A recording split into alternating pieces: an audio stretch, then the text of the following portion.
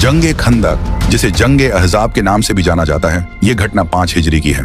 ओहद की जंग जीतने के बाद मक्का के कुरैश अबू सुफियान फुल कॉन्फिडेंस में आ गया कि अब तो हम इन मुसलमान को छोड़ेंगे नहीं। तो उन्होंने पूरे मक्का के यहूदियों के कुछ कबीलों और आसपास के कई कबीलों से मिलकर मुसलमानों पर हमला करने की योजना बनाई।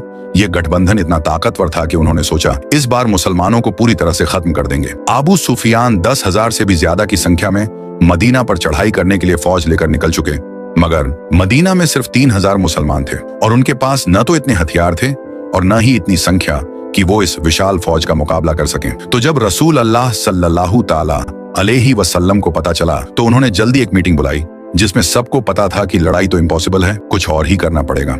इस मीटिंग में एक फॉरेन नेशनल सलमान फारसी भी बैठे हुए थे। उन्होंने एडवाइस दी कि देखो, मदीना वैसे भी तीनों तरफ से पहाड़ों की वजह से सेफ है, हमें सिर्फ एक साइड को सील करना है और वो है मदीना की मेन साइड। और मदीना के अंदर जो यहूदी हैं वो तो हमारे दोस्त हैं, तो हमें उनसे कोई मसला नहीं। तो अगर हम सिर्फ इस एक साइड पर एक खंदक बना ले तो जिससे मदीना के पास दुश्मनों को रोका जा सकता है। इस विचार को सभी ने पसंद किया। तो रसूल अल्लाह सल्लल्लाहु ताला अलैहि वसल्लम ने 120 फुट जगह खोदने का टास्क एक सहाबा को दिया और ये काम इनको ऐसी हालात में करना था कि भूख की वजह से पेट पर पत्थर बांधे हुए खोदने लगे और अंदर खोदने के दौरान एक बहुत बड़ा पत्थर बहुत कोशिश के बाद भी टूट ही नहीं रहा था। तो रसूल अल्लाह सल्लल्लाहु ताला अलैहि वसल्लम खुद इस काम में हिस्सा लिया और सहाबा को हौसला दिया। कड़ाके की ठंड थी, सहाबा भूखे थे लेकिन ईमान की ताकत से भरपूर थे। एक एक करके सभी खंदक खोदने में जुट गए। खुदाई करते वक्त कई बार बड़े बड़े पत्थर आड़े आ जाते।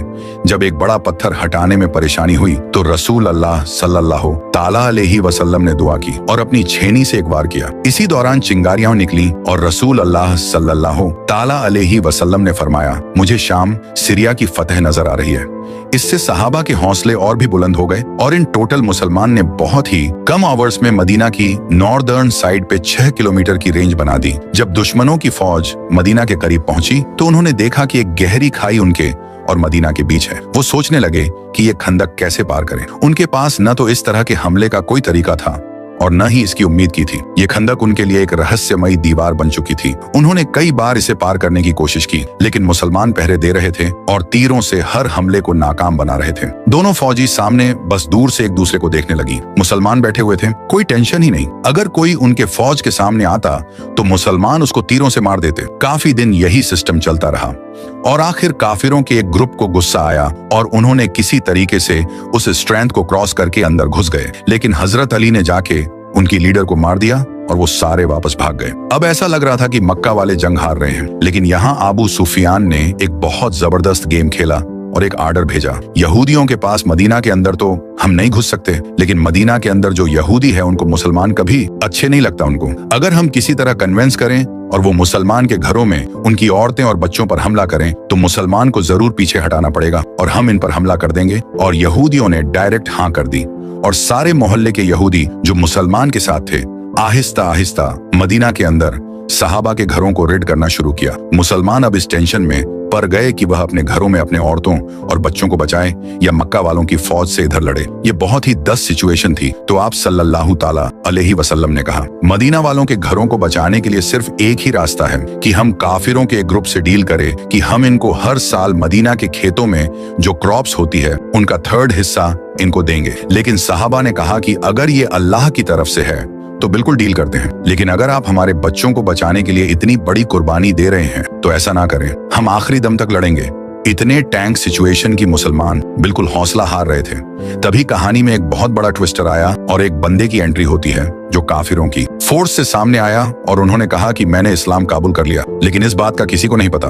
बताएं मैं आपकी क्या मदद कर सकता हूँ। तो आप सल्लल्लाहु ताला अलैहि वसल्लम ने कहा, जो भी तुम कर सकते हो करो, हम बहुत मुश्किल में इस टाइम। उसने कहा ओके, कोई प्रॉब्लम नहीं। फिर वह सीधा गया यहूदियों के पास और उन्हें कहा कि मक्का वाले बहुत बड़े धोखेबाज लोग हैं, उनका साथ कभी नहीं देना। अगर उन्हें थोड़ा भी लगा कि वो हार रहे हैं तो वो तुम्हें यही छोड़कर वापस चले जाएंगे और फिर मुसलमान तुम्हें नहीं छोड़ेंगे। हाँ, अगर फिर भी डील करनी है तो उनसे गारंटी के तौर पर कुछ बंदे जरूर मांगना, अगर वो सच्चे हैं तो वो जरूर देंगे। इसके बाद वो सीधा काफिरों के पास गया और अबू सुफियान को कहा कि यहूदियों ने कभी किसी से वफा की, वहां यहूदी और मुसलमान सारे मिले हुए, लेकिन मक्का वालों ने यहूदियों से कहा कि बस हम हमला कर रहे हैं, तुम लोग भी हमला करो। अब मक्का वालों ने यहूदियों की बात नहीं मानी। यहूदियों को जब पता चला कि उन्होंने कोई भी बांदा हवाले नहीं किया तो उन्होंने भी कहा कि हमारे साथ धोखा कर रहे हैं, और इस तरह यहूदियों और मक्का वालों की ये लाइंस टूट गई और मुसलमान दोबारा गेम में वापस आ गए, क्योंकि अब उनका दुश्मन सिर्फ उनके सामने खड़ा था और मदीना के अंदर से सारे खतरे खत्म हो गए। 1 महीने तक मदीना के बाहर सिर्फ खड़े रहने से मक्का वालों की मोटिवेशन बिल्कुल जीरो और ड्रॉप डेड हो गई, और एक दिन एक बहुत तेज तूफानी हवा ने मक्का वालों का सर सामान, टेंस बर्तन व्हाट एवर सब कुछ उखाड़ कर रख दिया। सारे थक हार कर मदीना छोड़ने पर मजबूर होकर भागकर वापस चले गए। जंग ए खंदक की ये जीत सिर्फ बाहरी ताकत से नहीं बल्कि ईमान, हिकमत और अल्लाह की मदद से हासिल हुई। ये जंग मुसलमानों के लिए एक सबक था कि जब भी मुश्किलें आईं, ईमान और धैर्य से काम लेना चाहिए, अल्लाह पर भरोसा रखना चाहिए, क्योंकि उसकी मदद से ही फतह मुमकिन है। तो इस वीडियो को एक लाइक करके चैनल को सब्सक्राइब जरूर करें।